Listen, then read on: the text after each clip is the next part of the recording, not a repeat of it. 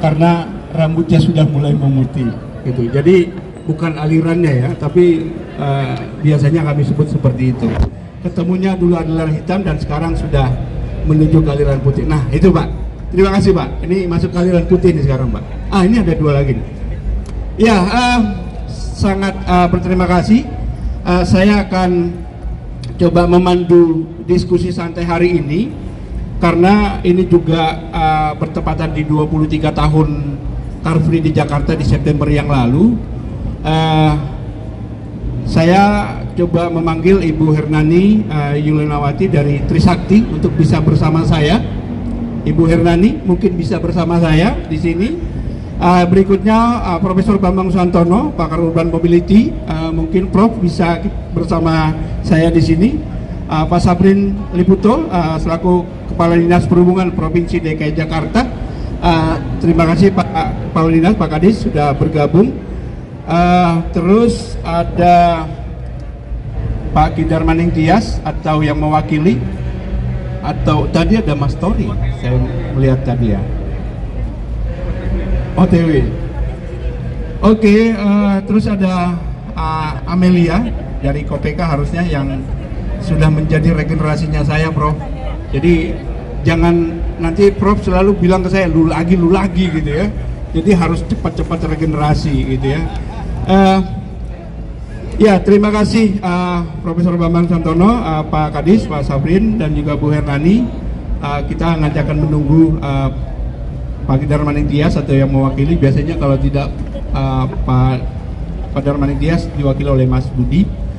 Dan nanti di sela-sela itu nanti akan saya mintakan ke Mas Tori dan ke Mas Puput pastinya gitu ya.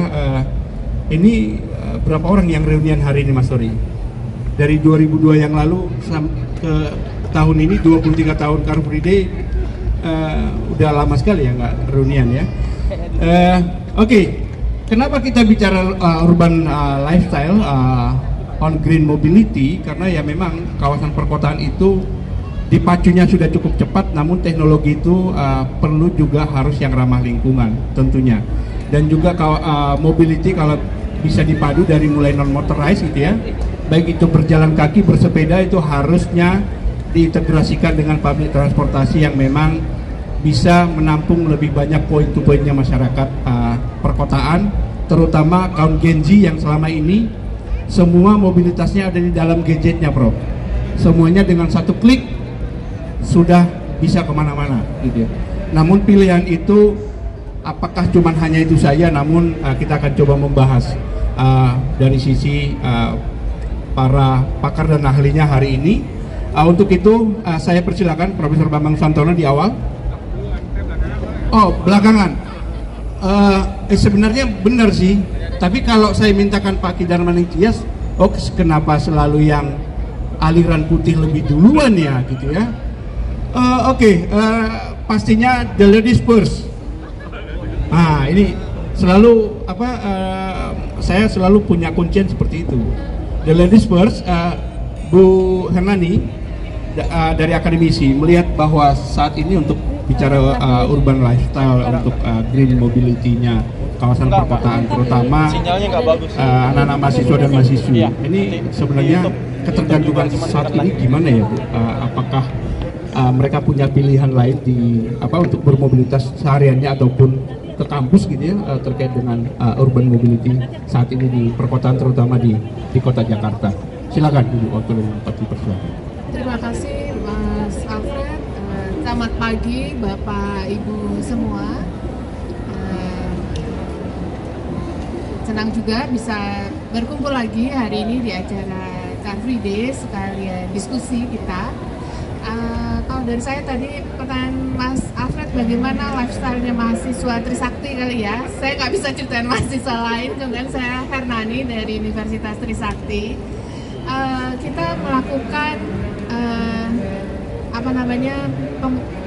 perhitungan ya jumlah kendaraan yang masuk dan keluar Trisakti setiap tahunnya untuk menghitung emisi karbonnya, dan juga secara saya ada kuliah itu saya tanya mahasiswa saya atau kita melakukan kunjungan ke tempat lain, kita sudah pernah melakukan dengan busway gitu ya, atau LRT. Karena saya lihat dari mahasiswa saya, kalau saya tanya setiap saya mulai kuliah baru di semester itu banyak yang menggunakan transportasi massa. Tapi memang kalau di kampus Trisakti sendiri masih mayoritasnya kendaraan bermotornya adalah motor. Ya itu juga seperti di Jakarta ya Pak, motornya jumlahnya lebih banyak 2 kali dari mobil sendiri. Nah tapi kalau kita di kampus kita batasi karena memang area parkirnya juga terbatas dan harus berbayar, mulai berkurang. Memang ini juga faktor karena harus berbayar, parkirnya itu mengurangi kendaraan yang masuk gitu ya. Mungkin sama kalau di kota kita Jakarta ya, sekarang ada tol, yang masuk tol yang mempunyai uang, yang lain naik transportasi massa. Tapi karena memang infrastrukturnya mendukung, di depannya Trisakti itu ada halte transformasi. Jadi memang mahasiswa jadi ada fasilitasnya ya, memanfaatkannya dengan baik. Dan karena Transjakarta busway, kita nggak ada yang langsung dekat LRT tapi harus dengan busway, baik dari pintu barat dan timurnya. Nah itu terkoneksi dengan halte, jadi halte busway. Nah itu memudahkan untuk lanjut ke transportasi massa berikutnya seperti yang sudah ada, yaitu komuter line gitu ya, KRL, kemudian LRT dan juga MRT. Ya itu kembali lagi, tapi kalau dalam pelaksanaan sehari-harinya mungkin kadang kalau ada yang ngejar waktu telat, ada yang lebih milih naik motor. Tapi kalau memang sudah merencanakan waktunya dengan baik, itu biasanya bisa menggunakan transportasi massa, dan itu memang kita selalu mendukung untuk lebih banyak menggunakan transportasi massa. Itu sih Mas yang bisa saya ceritakan sedikit. Ya, terima kasih Bu Hernani. Berikutnya ke Pak Darmaning Tias, Ki Darmaning Tias, karena beliau mengikuti hampir semua zaman, dari mulai colonial lifestyle ke urban lifestyle gitu ya. Pastinya sudah mengikuti fase-fase itu, Pak Ki Darmaning Tias. Dari semua fase itu sebenarnya perubahan-perubahan apa yang paling mendasar untuk melihat bahwa terciptanya green mobility saat ini di kota-kota besar, terutama di Jakarta, seperti Jakarta, Pak Darmaning Tias. Silakan, waktu dan tempat, silakan. Oke, baik. Terima kasih. Assalamualaikum warahmatullahi wabarakatuh. Sebetulnya kami bertiga ini sejarahnya sama, bersamaan. Karena pada saat saya concern pada isu-isu transport, pertama kali saya berkenalan dengan Mas Bambang. Beliau waktu itu masih S3 di Lea, saya masih di LPIS. Jadi kami bertemu di LPIS untuk membicarakan simposium, bukan simposium, tentang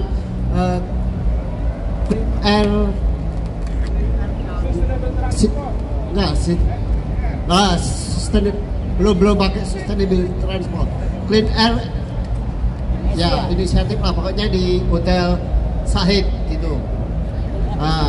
Pak Saprin kami bertemu pada saat karena pembangunan Transjakarta.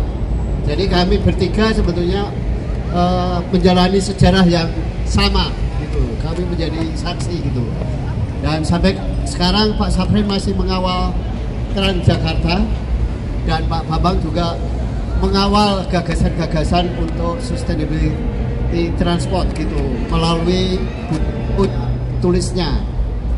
Cuma saya ditanya sebetulnya dari dulu sampai sekarang kalau real ya nggak ada kemajuan sih. Kalau dilihat, saya kan melihatnya dari moda share transport publik. Itu justru perbaikan layanan transportasinya oke, tetapi diikuti oleh peningkatan pengguna angkutan umum. Jadi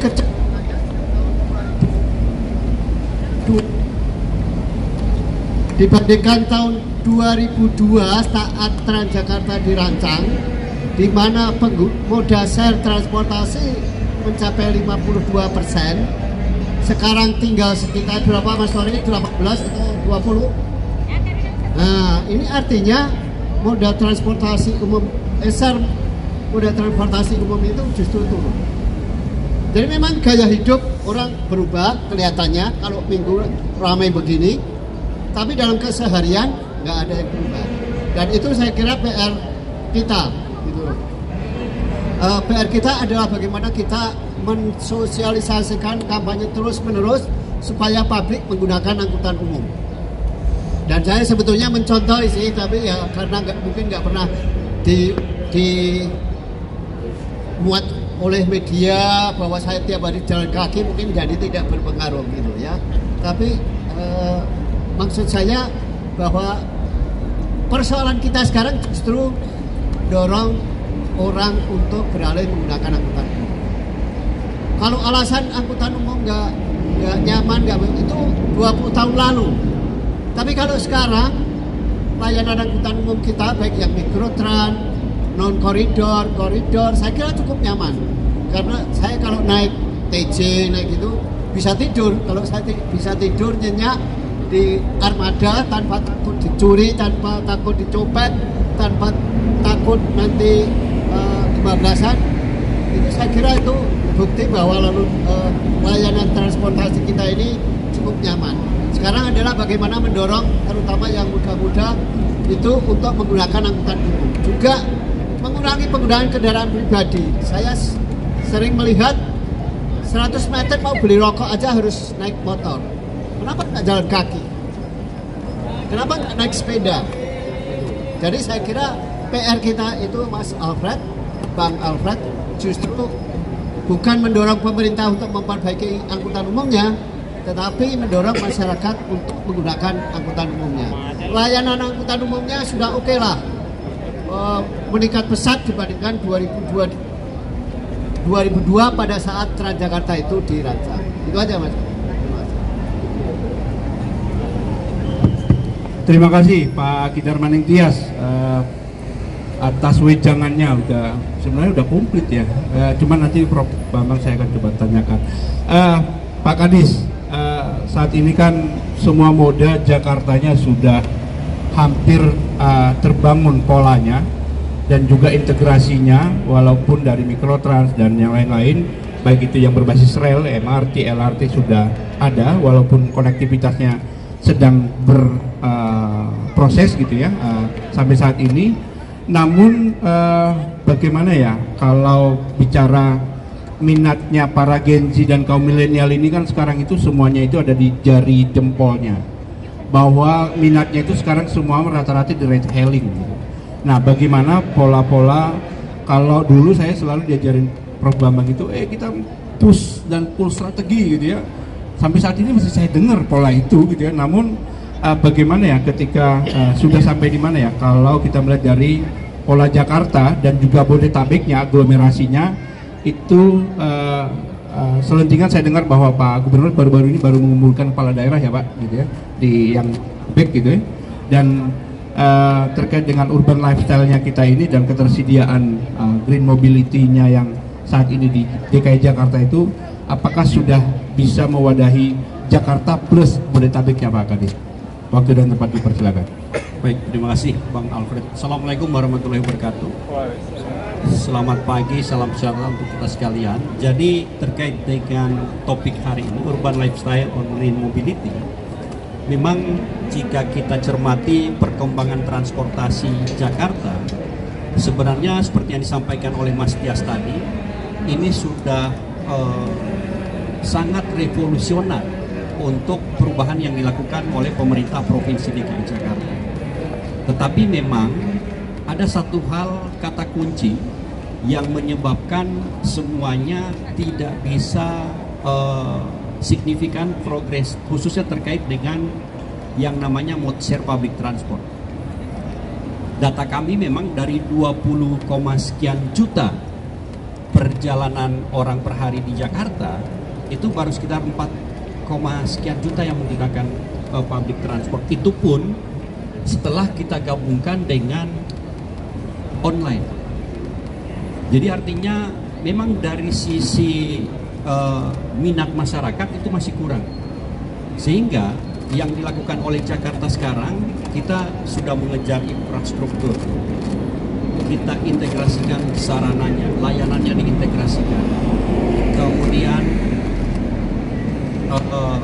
sumber daya manusianya terus dilakukan upgrading, diberikan pendidikan dan seterusnya. Ternyata yang harus disentuh itu justru masyarakatnya.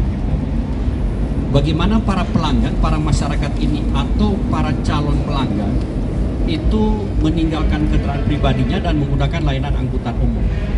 Tadi disinggung Bang Alfred terkait dengan Gen Z sekarang. Dunia itu seolah-olah di genggaman. Ingin beli makanan tinggal pesan, datang makanan. Mau jalan tinggal pesan dan kemudian sudah di depan rumah kendaraan. Bahkan kalau perlu di depan kamarnya mungkin. Dan ini yang harus kita lakukan perubahan. Dulu kebijakan Jakarta dirubah dari car oriented development menjadi transit oriented development. Paradigmanya dirubah.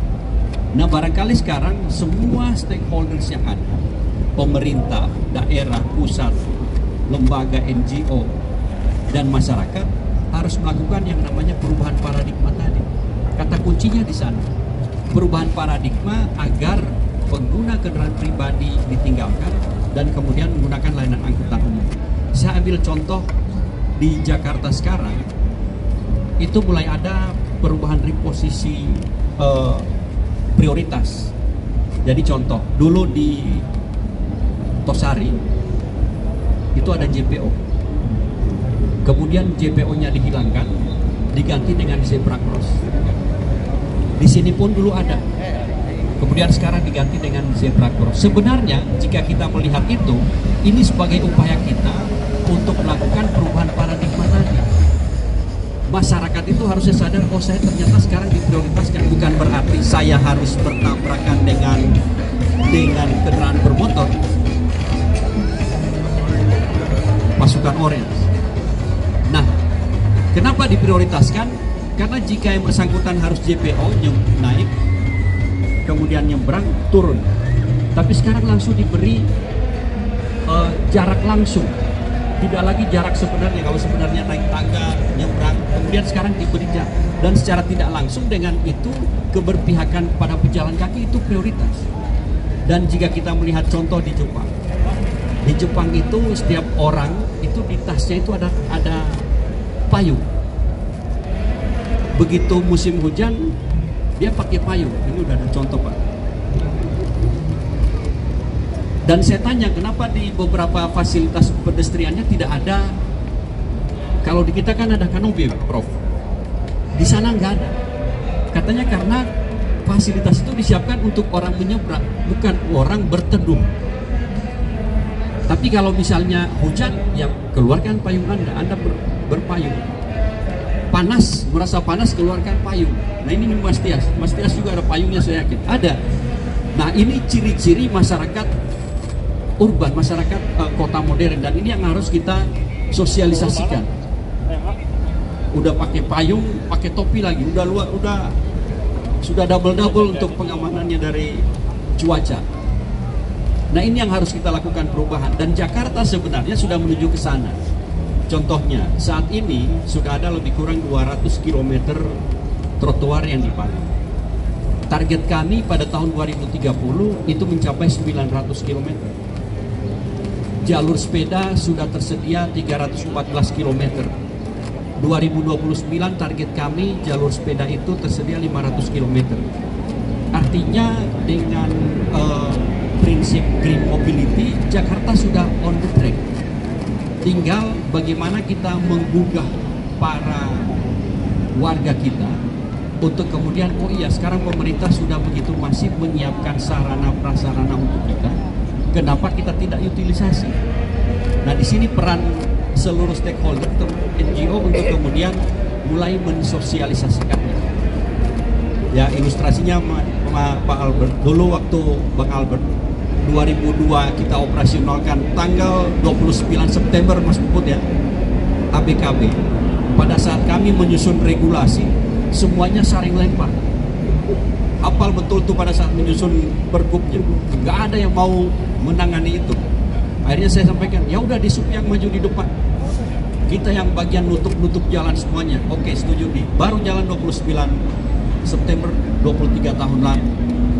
Nah, begitu mulai bergerak dan ternyata begitu masif orang menggunakan ruang ini untuk berbagai aktivitas. Dan tentu secara perlahan momentum di HBKB ini harusnya kita gunakan untuk sosialisasi itu. Anda sekarang jalan kaki, sehat. Kenapa nggak digunakan tiap hari itu kaki sebagai alat transport? Itu barangkali dari saya. Terima kasih. Ya, pesannya itu. Ya, terima kasih Pak Kadis. Sebenarnya jelas, Prof. Kangen ya, Prof.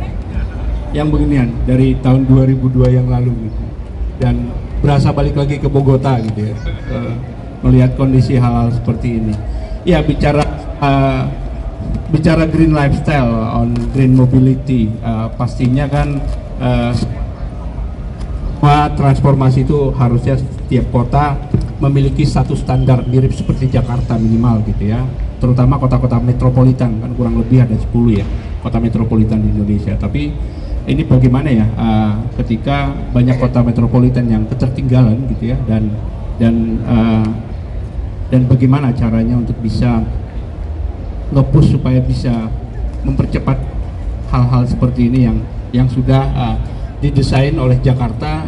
Ini kan sebenarnya tinggal di copy paste ya, dan pastinya bicara kekuatan anggaran juga pasti akan berpengaruh sekali gitu. Dan dari bicara non motorized dan juga public transportasi harusnya nggak bisa dipisahin ya, Prof, gitu ya, baik itu yang berjalan kaki, bersepeda dan yang lain-lain. Kalau dari Profesor Bambang Susantono, bagaimana sih sebenarnya melihat urban lifestyle ini untuk semua kalangan ya, tidak terutama bagi Gen Z dan milenial, terutama juga bagi yang lansia dan juga teman-teman yang berkebutuhan, dan semua harusnya green lifestyle itu juga harusnya di same facility untuk semua, jadi tidak ada pembeda. Silakan Prof, waktu dan tempat dipersilakan. Terima kasih Pak Alfred. Bismillahirrahmanirrahim. Assalamualaikum warahmatullahi wabarakatuh. Selamat pagi, sehat semua. Buat teman-teman yang nggak cuma hadirin nih, ada hadiron ya, hadir online katanya. Karena kalau ini di streaming jadi hadiron. Tapi pertama tentu saya ingin menyampaikan penghargaan saya nih Pak Kadis Hub di sini bersama kita nih luar biasa ya. Tepuk tangan untuk beliau dulu. Gitu. Baik, jadi 2002 waktu itu 20 tahun lalu, bayangin banyak yang belum lahir kali ini kalau kita besar ya. Itu kita benar-benar berkutat untuk meyakinkan pada waktu itu Pemprov Jakarta kalau kita ingin punya Car Free Day. Dibarengi juga pada waktu itu kampanye untuk membuat satu alat angkut yang namanya busway kalau kita baca ya. Kenapa Jakarta diproyeksikan waktu itu lagi kalau nggak ada busway itu namanya stuck ya, artinya ada namanya gridlock itu mengunci. Jadi kita keluar dari rumah naik mobil, semua pengen naik mobil sendiri-sendiri, nggak bisa jalan kemana-mana karena jumlah kendaraan dibanding jumlah jalan pada waktu itu tidak nyambung lah gitu ya. Nah, sehingga alhamdulillah hari ini kalau kita lihat luar biasa tadi dengan Pak Kadis bilang sekitar 50.000 lah kalau setiap hari Minggu, ini luar biasa menurut saya. Jadi perlu kita apresiasi dulu, satu itu. Yang kedua, ada adagium yang sering diucapkan di era 10 tahun, 20 tahun terakhir lah ya. Gitu. Bahwa kota yang maju itu adalah kota di mana orang rich people use public transport. Ya, jadi bukan sebaliknya gitu ya. Jadi bahwa justru orang yang berada, orang mampu, orang pakai jas segala macam, pakai batik yang bagus, necis, naiknya angkutan umum. Itu baru namanya kota itu menjadi kota yang global, kota yang berada di standar dunia. Dan kita lihat hampir semua kota di dunia seperti itu. Nah, saya agak berbeda sedikit melihat bahwa mungkin pelayanan sekarang kok membaik, tapi kemudian kok belum seperti harapan. Pasti. Kenapa? Karena pada zamannya itu tentu tuntutan akan lebih, gitu ya.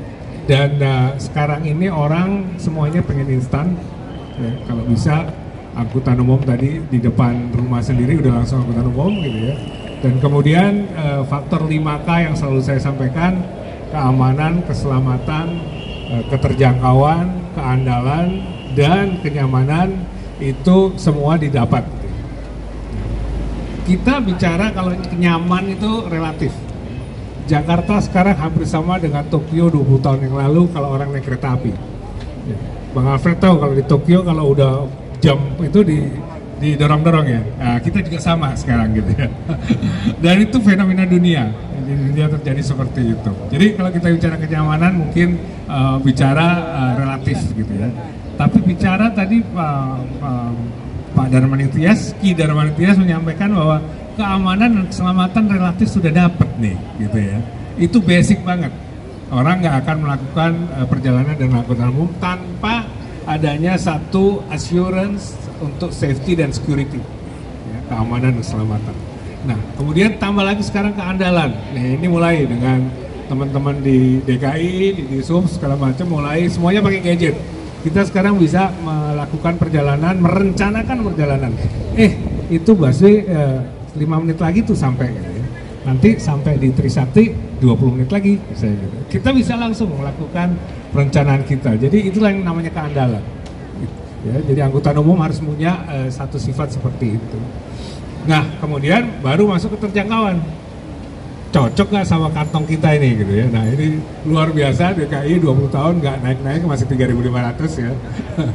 Itu masih subsidinya besar gitu ya. Tapi dan belum naik ya. Walaupun bisik-bisik katanya mau naik ke satu angka, tapi masih oke lah. Masa lama-lama sama dengan ke toilet nih. Belum nggak jadi ya. Tapi apapun itu artinya memang satu kenyataan bahwa angkutan umum perkotaan untuk mobilitas, ya mobilitas itu Pak Kadis kalau di konvensi PBB itu banyak yang sekarang ingin mengusulkan bahwa mobility is a right katanya. Jadi hak human right, hak dasar orang untuk melakukan mobilitas bisa kemana saja gitu ya, dan tentu dengan faktor 5K tadi kalau bisa. Nah, tentu tantangan kita ke depan sekarang adalah bagaimana supaya angkutan umum kita, kemudian juga fasilitas transportasi kita itu bisa memenuhi kebutuhan kita masing-masing yang beragam tadi ya. Jadi dulu pada waktu 10 tahun lalu saya tulis di Kompas ada busway, subway, waterway, akhirnya my way gitu. Kenapa? Tetap aja macet gitu kan. Jadi gak mau naik motor lagi gitu. Atau bahkan dulu sebelumnya lagi kalau kita stuck busway, subway, waterway, no way katanya gitu ya. Mau kemana lagi ya. Jadi menurut saya kita tetap pada akhirnya ingin merencanakan satu angkutan umum yang kastanya paling tinggi apa ya? Jalan kaki kan.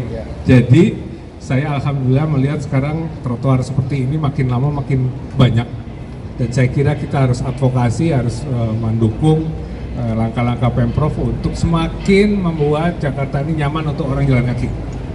Karena jalan kaki itu perekat dalam teori transportasi, semua jenis transport pasti akan juga menggunakan kaki. Mau parkir di mana, dari tempat parkir masuk ke gedung pertemuan itu pasti masih jalan. Jadi semuanya harus nyambung sebagai pelengkap ya.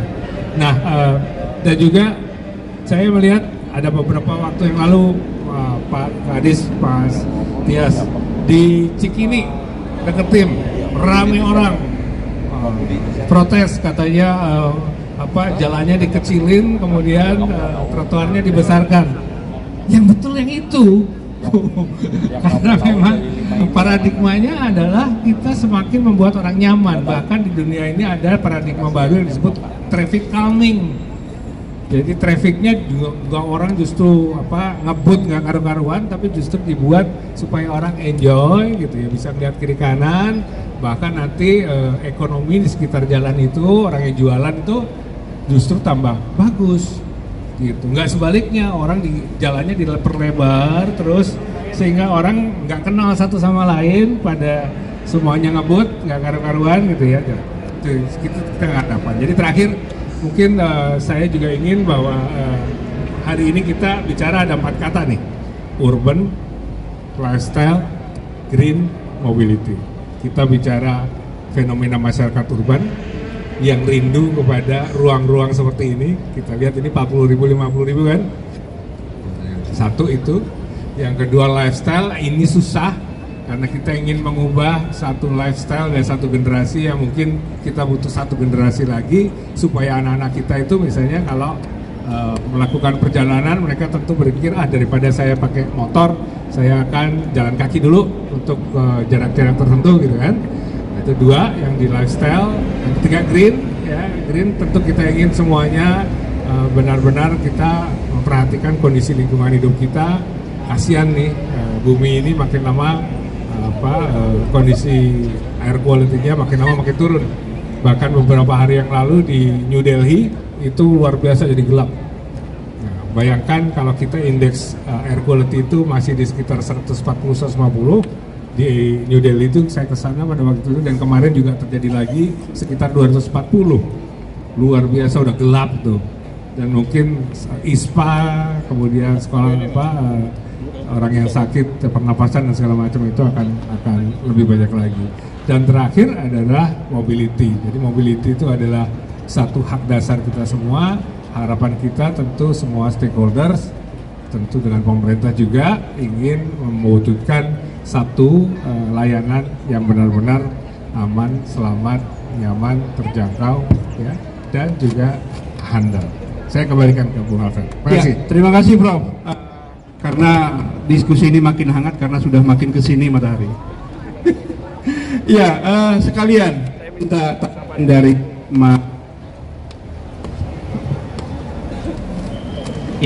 Mas Tori, sekalian kita reunian 1 menit saja. Kalau bicara green lifestyle kan ini gimana? Dulu kan kita nutupnya jalur cepat aja nih dulu. Jalur lambatnya tetap. Bahkan dibilang wah ini tetap masih diasapi. Nah, kalau bicara hijrahnya menuju ke green mobility itu seperti apa sih di kawasan perkotaan? Monggo Mas Tori di masalah transportasi. Baik, terima kasih. Bismillahirrahmanirrahim. Assalamualaikum warahmatullahi wabarakatuh.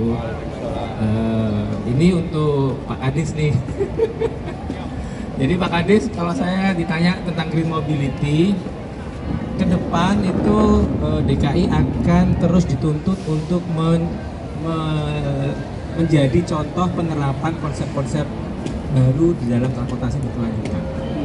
Dulu istilahnya adalah public space ya, kita kurang public space, kemudian kita bikin Car Free Day, kemudian kita tidak punya transit, kemudian kita bikin BRT dulu karena MRT-nya masih jauh.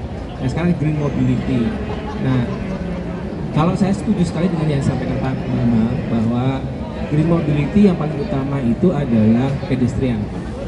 Itu pedestrian karena tidak kalau tadi Pak Bambang mengatakan perekat, kalau saya itu pemicu dari green mobility. Ya, misalnya bulusi mau keluar naik ngambil ATM begitu, kalau jalannya bagus, pedestriannya bagus, mungkin tidak perlu diantar dengan mobil atau dengan motor. Cukup dengan jalan kaki sambil olahraga bisa loading gitu kan. Nah, jadi kami melihat bahwa seperti halnya misalnya masih kecilnya penggunaan microbis.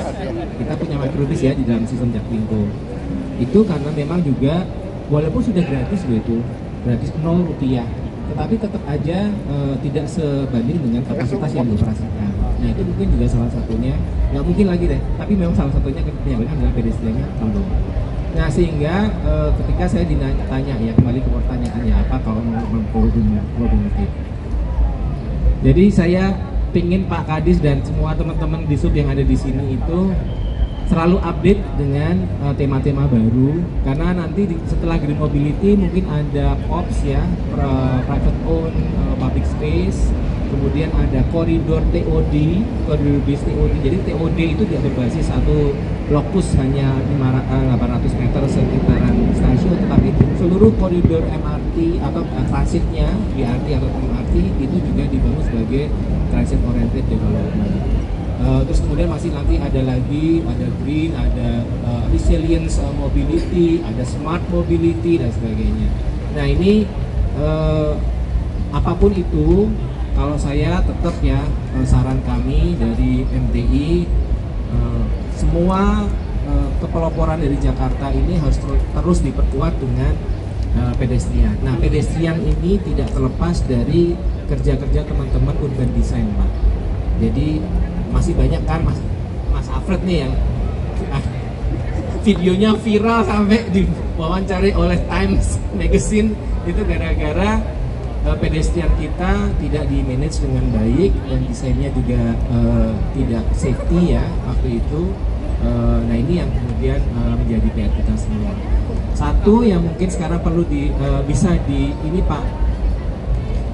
dipelopori oleh DKI Jakarta adalah permeabilitas. Ya, permeabilitas. Apa itu permeabilitas? Permeabilitas itu adalah pedestrian mempunyai jalurnya sendiri. Pejalan kaki itu punya jalur sendiri dari HI mau ke Taman Menteng. Itu tidak harus lewat jalan yang dipakai oleh sepeda motor atau mobil. Dia punya jalur sendiri masuk ke gedung-gedung dan sebagainya. Itu permeabilitas. Nah itu yang memberikan experience baru bagi para pejalan kaki dan mendorong green mobility. Demikian Mas, terima kasih. Terima kasih. Sebelum dijawab Pak Kadis nanti, Amel selaku dari ini tadi yang bicara kolonial semua, ini Genji, suara-suara anak muda itu, biar sedikit balance bro, itu.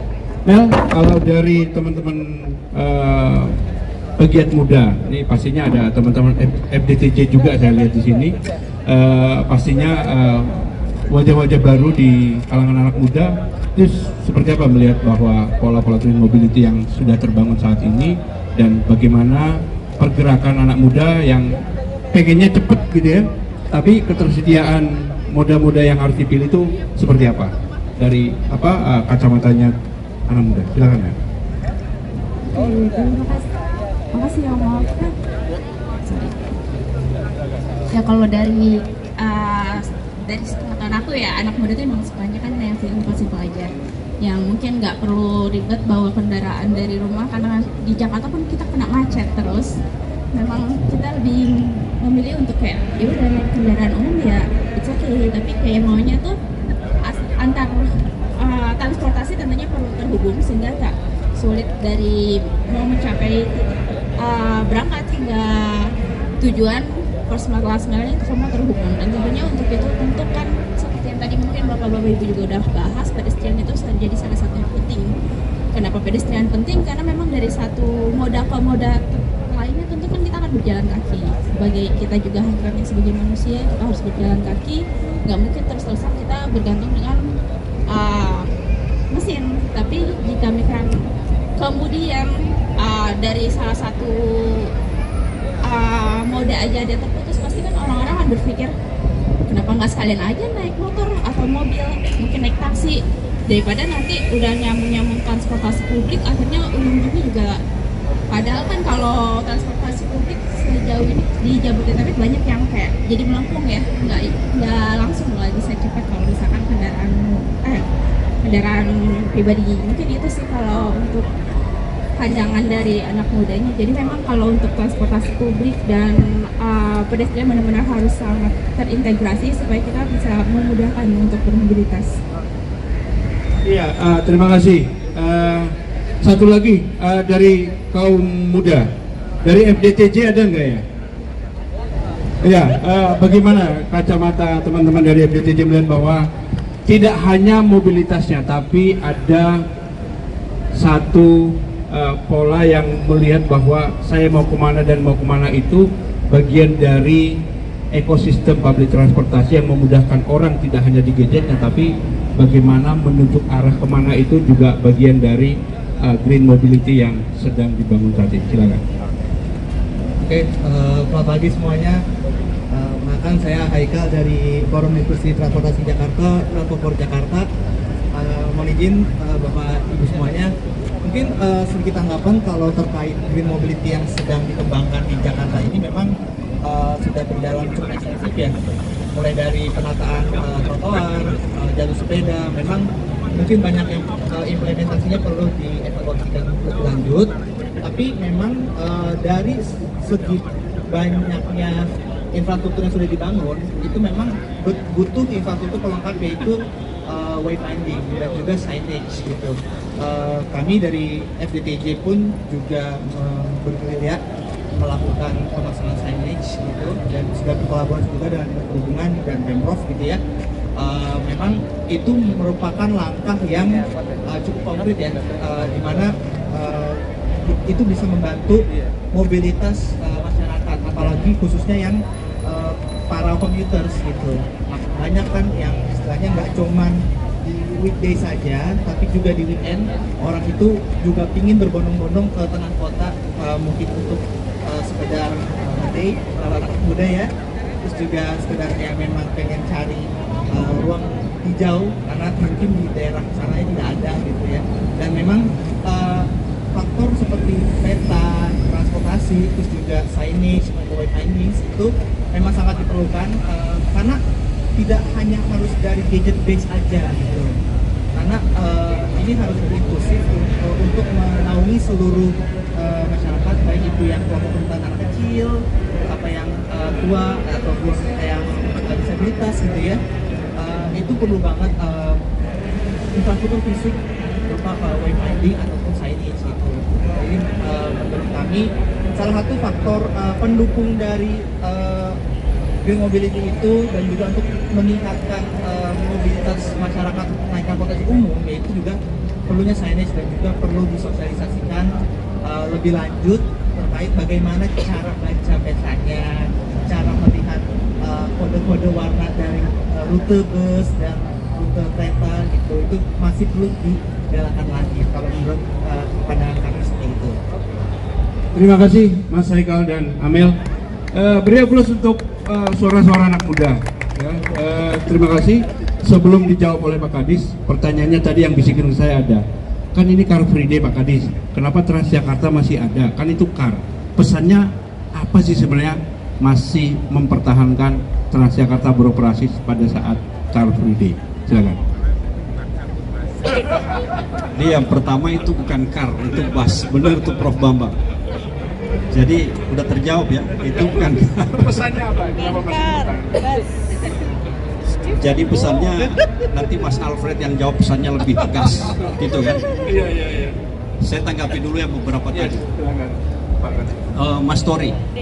Jadi memang Jakarta itu tidak berupaya mengeksekusi sesuatu hal yang kemudian berharap itu jadi contoh buat daerah lain, tidak.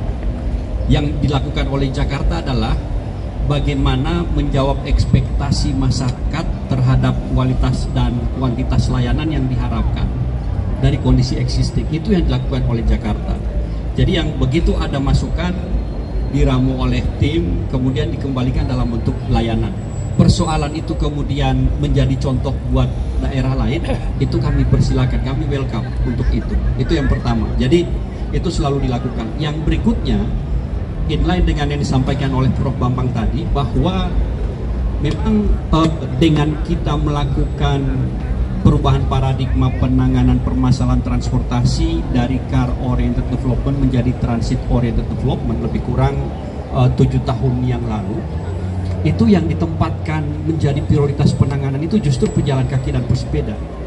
Kami merubah paradigma piramida permasalahannya, menempatkan pejalan kaki paling atas, di bawahnya adalah baru integrasi layanan angkutan umum, bawahnya lagi adalah kendaraan yang ramah lingkungan, renewable energy digunakan, termasuk bus listrik misalnya, dan yang terakhir baru kendaraan pribadi, lebih kepada disinsentif bukan insentif. Untuk kendaraan lingkungan yang dipilih oleh ramah lingkungan yang dipilih oleh Jakarta itu bukan memaksa daerah atau pemerintah untuk beli mobil listrik, tetapi kita lebih mendorong untuk Transjakarta menggunakan armada listrik semuanya. Tahun ini sekarang sudah ada operasional 420 unit bus. Desember nanti akan ada tambahan 50 unit bus, sehingga total menjadi 470. Target kami di 2030 itu ada 2000 bus listrik yang operasional. Kenapa 2030 2000 bus listrik? Kami berharap dengan Kepkup 1053 tahun 2022 sebenarnya kita harap ada akselerasi untuk penyediaan bus listrik. Tapi ternyata untuk medium bus dan mikrotrans ada beberapa hal teknis yang sangat spesifik untuk Jakarta belum bisa dieksekusi. Bus sedang misalnya, itu muatan sumbu terberatnya terlampaui. Sementara untuk bus sedang di Jakarta itu akan dioperasikan bahkan di jalan lingkungan. Bayangkan jika terjadi kerusakan di jalan lingkungan dengan tonase di atas 10 ton, Prof. Masif nantinya resikonya. Untuk bis kecil misalnya untuk mikrotrans, itu pun dari sisi operasionalnya belum bisa mencapai jarak tempuh minimum yang harus dipersyaratkan. Jadi ada beberapa hal teknis yang kemudian itu kami review, targetnya bus listrik itu di tahun 2030 minimal 2000 yang akan dioperasionalkan. Itu barangkali. Kemudian untuk tadi Gen Z dari FPPJ, jadi demikian Prof. Jadi setiap masukan itu kami tidak memasang barrier to entry, tetapi semuanya begitu dihimpun, kita komunikasikan, kita kumpulkan dalam bentuk layanan. FPPJ begitu sangat antusias mengusulkan kepada kami terkait dengan signage. Begitu dirumuskan akan dibuat pergub, langsung diangkat jadi permen. Demikian pula halnya terkait dengan jalur sepeda. Kita sedang menyiapkan keselamatan jalur sepeda, tiba-tiba begitu akan pergub, langsung jadi PM. Jadi memang itu kita harapkan menjadi sumbangsi Jakarta untuk perbaikan green mobility secara nasional. Itu barangkali. Terima kasih. Iya, ada yang mau ditambahkan Prof atau Pak Tias? Silakan. Nah, Pak Tias terakhir. Oh, fatwanya dia. Fatwanya. Satu, saya pesan aja bahwa kita ingin memuliakan pejalan kaki dan pengguna angkutan umum. Kasta tertinggi di kota itu adalah pejalan kaki dan pengguna angkutan umum. Jadi kita nggak melihat mereka sebagai look down, tapi look up. Itu satu. Yang kedua, tentu Jakarta ini sekarang jadi barometer. Ya, di ASEAN kita mungkin on par. Kalau saya melihat kita tuh di atas L udah di ASEAN. Nah, kalau kita sama Bangkok ya beda-beda tipis. Cuman orang selalu melihat bahwa layanan kita itu lebih baik. Nah, tentu nggak gampang untuk melompat lagi Jakarta yang menjadi global city di ranking yang mungkin ke 50-60, nggak gampang. Salah satu yang harus dilihat adalah layanan angkutan umumnya. Dan itu menyangkut lifestyle. Kalau nyangkut lifestyle itu nggak gampang, karena itu harus ada pendidikan dari sejak dini, anak-anak SD, SMP gitu ya. Kalau nggak penting-penting amat jangan naik motor lah misalnya begitu gitu ya. Kalau mau keluar pakai angkutan umum lah gitu ya. Atau kita kalau dalam jarak-jarak dekat sekalian olahraga jalan kaki lah gitu, mengurangi emisi rumah kaca misalnya. Itu harus ditanamkan dari sejak dini. Dan saya kira waktunya harusnya kemarin, bukan sekarang gitu ya. Kalau dimulai dari kemarin gitu ya, dan itu harus kita mulai bersama-sama dan tanggung jawab bersama nih. Karena sukses, bagus tidaknya Jakarta menjadi satu kota yang global city yang tidak hanya layak huni, tapi juga harus dicintai. Jadi tidak hanya livable, tapi juga lovable. Saya itu aja. Terima kasih. Tidak hanya livable tapi juga lovable ya. Jadi ya kecintaan terhadap kotanya. Bu Hernani, bagaimana dengan dari sisi akademisi gitu ya, bisa memberikan edukasi yang lebih banyak lagi kepada masyarakat kampus gitu ya, terutama kaum Gen Z-nya gitu ya, kaum millennials gitu ya, yang saat ini ya semuanya perlu kecepatan dan yang lain-lain. Pesannya sih apa sih sebenarnya yang bisa diterapkan terutama dari teknologi? Terima kasih Mas Alfred. Tadi saya nyambung ke Prof. Bambang. Memang kalau itu kan udah Gen Z tapi kan umurnya sudah dewasa ya. Tadi padahal harus dari usia dini sebenarnya kalau kita ingin merubah lifestyle. Nah kalau kita melihatnya tentunya tadi kita selalu mendukung karena infrastrukturnya sudah tersedia, itu kan biasanya juga harus tersedia dan kita membatasi sehingga sebenarnya juga tadi yang sudah public transport kita sudah cukup nyaman gitu ya, aman, nyaman. Nah, jadi memang sebenarnya kalau di lingkup kampus Trisakti sudah banyak ya mayoritas yang menggunakan public transportation, transportasi publik. Nah, kalau kita sih biasanya tadi kan tentu kurangnya perlu penyadaran ya untuk merubah lifestyle-nya yang tadi tidak mudah, tadi yang harusnya dimulai sejak usia dini gitu ya. Karena kalau tadi sudah dewasa ya tentunya yang harusnya bisa menjadi contoh, tentunya perlu kita Koordinasi nyumbangnya pengabdian kepada masyarakat untuk meningkatkan kesadaran masyarakat akan pentingnya tadi didewakan pejalan kaki gitu ya, dan menggunakan transportasi publik. Nah, kalau saya kebetulan dari teknik lingkungan, urusannya sebenarnya saya di bagian kualitas udaranya, dampak yang terakhir nih bro. Jadi kalau kita memang mendorong pejalan kaki, tentunya pejalan kaki juga harus dilindungi tadi supaya livable ya, jadi hidup sehat, tentu dengan kualitas udara yang baik. Tadi saya sangat senang mendengar Jakarta akan tahun depan berapa Pak? 520 ya. Nah itu sangat mendukung dengan adanya bus listrik. Tentunya harusnya juga Perhubungan Jakarta mendorong lagi penggunaan kendaraan pribadi yang sebenarnya sudah ada aturannya ke elektrifikasi. Karena itu akan mengurangi pencemaran udara di permukaan kita sini gitu ya. Yang ada yang harus dikontrol dari sumber, misalnya pembangkit listriknya. Nah kemudian tadi kembali lagi ini yang saya agak bilang suruh jalan kaki, pedestriannya sebenarnya sudah bagus tersedia, tapi motornya motornya suka mengambil pedestrian ya. Jadi tadi Prof. Bambang juga bilang oh bisa diperlebar, ada UMKM yang di sekelilingnya, nah itu juga perlu ditata supaya tidak mengganggu juga, akhirnya kadang mengganggu. Dan yang motor ini yang menurut saya juga perlu ada pembatasan, karena tadi di anak SMP mau dijelasin dibebasin naik motor kan banyak ya. Jadi menurut saya juga selain tadi sudah ada infrastrukturnya, kebijakannya ya, tapi penegakan peraturannya itu yang tidak boleh dilupakan supaya tadi nyambung gitu loh. Akhirnya yang sini oh sini boleh, sini nggak boleh gitu. Nah itu yang sebenarnya harus menjadi contoh. Jadi mau tidak mau mau Gen Z kah, mau yang kolonial harus mengikuti aturan gitu. Karena kalau yang motor tuh tadi bisa sampai depan kamar gitu kan, dibandingkan yang Jaklingko tuh sebenarnya udah sampai depan rumah juga gitu kan. Jadi supaya tidak mengurangi kemudahan-kemudahan yang sudah disediakan di transportasi publik. Terima kasih. Oke, terima kasih Bu Hernani. Terakhir sebelum beri aplaus untuk sebelum fatwanya Ki Darmaning Tias keluar gitu ya. Sebentar Pak Ki Darmaning Tias, ada yang mau bertanya enggak terkait dengan apa yang kita bicarakan pagi hari ini? Karena ini serasa kita sudah lari 10 kilo nih karena terbanggang matahari. Ini oke, satu yang mau bertanya sebelum fatwanya Ki Darmaning Tias kita dengarkan terakhir. Dua, monggo.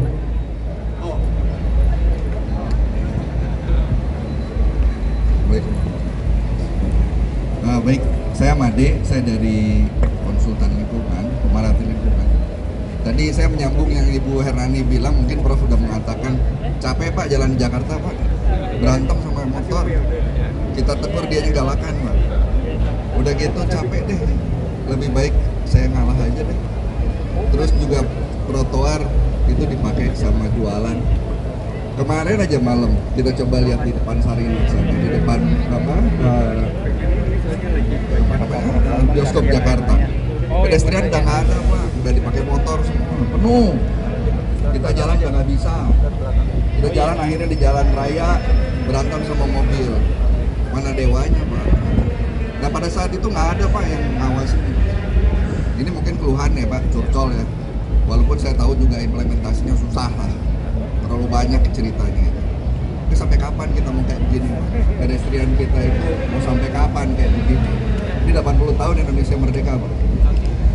Dan 80 tahun itu bukannya makin enak kalau lihat yang itu, di pinggiran aja sedikit udah kacau. Tamrin bagus. Oke, terima kasih. Terima kasih Bapak dan Ibu atas masukannya Bapak. Sedikit aja Pak, tadi udah generasi muda. Sekarang saya coba melihat juga dari generasi Bapak Ibu saya, lansia ya Pak ya.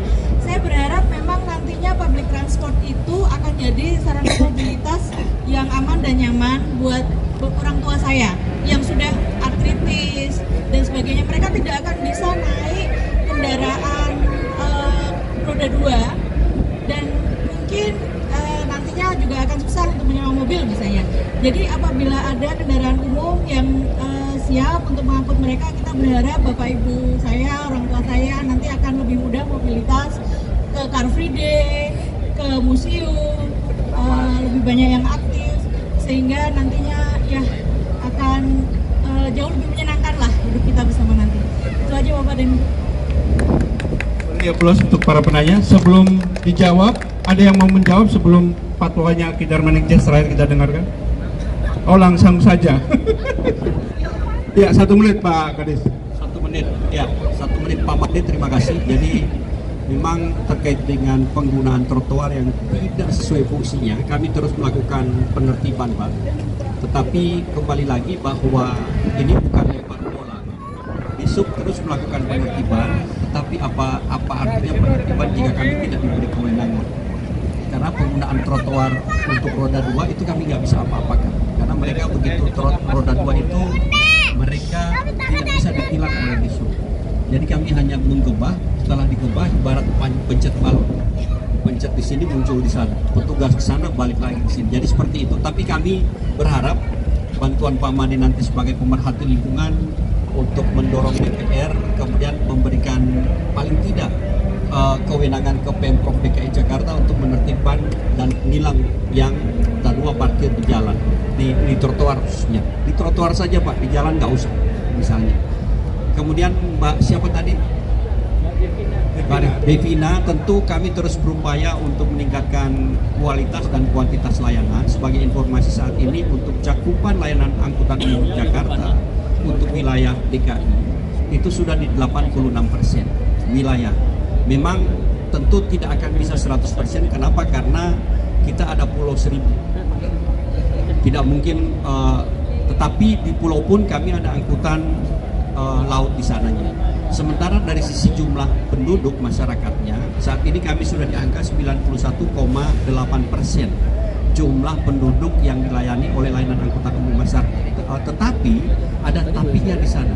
Ada prasyarat harus dipenuhi, tentu kami gunakan standar World Bank dan juga dari Prof Bambang bahwa kriteria masyarakat urban itu harusnya mereka mau berjalan kaki ke stasiun, bus stop dan halte itu 500 meter. Tapi tadi jangankan 500 meter, 100 meter pun orang pakai motor misalnya. Nah ini yang kita harus dorong. Tentu untuk lanjut usia, kami juga sekarang Jakarta itu prinsip transportasinya adalah transportasi yang inklusif. Di seluruh sarana prasarana yang diprioritaskan adalah bagaimana pelayanan bagi lanjut usia, difabel. Kenapa? Karena begitu mereka menerima layanan terbaik, tentu masyarakat lainnya akan menerima hal yang sama. Jadi itu standarnya yang terus kami dorong. Mohon dukungannya terus. Terima kasih. Ya, terima kasih Pak Kadis. Di Car Free Day Talk hari ini mungkin ada fatwa terakhir dari Pak. Oh, sudah cukup. Mungkin sebelum mungkin kita sudahi fatwanya, mungkin kalimat terakhir dari para penulis. Kalimat terakhir di Urban Lifestyle on Mobility, Green Mobility-nya kita. 1 kalimat saja. Oke, Darmanik. Ya, saya kebetulan sekarang saya agak intens kembali ke dunia pendidikan. Jadi salah satu yang kami dorong melalui pendidikan adalah saya dorong supaya Pak Menteri itu memberikan penghargaan terhadap daerah-daerah yang memberikan layanan transportasi bagi pelajar secara gratis. Kenapa? Supaya pelajar sendiri, tadi nyambung yang disampaikan Prof Bambang, supaya edukasi itu dari awal itu caranya lewat situ. Jadi gimana supaya pelajar itu sejak dini diperkenalkan dengan angkutan umum gitu. Karena itu kita mendorong supaya daerah-daerah, makin banyak daerah menggunakan angkutan umum. Dan di Jakarta ini sebetulnya layanan mikrotrannya itu udah melewati semua sekolah, semua puskesmas, semua kelurahan. Jadi sebetulnya kegiatan-kegiatan ke kelurahan, ke puskesmas, ke pasar-pasar itu sudah bisa diatasi dengan mikrotran gitu. Mungkin memang ini PR-nya gimana supaya seluruh layanan transport yang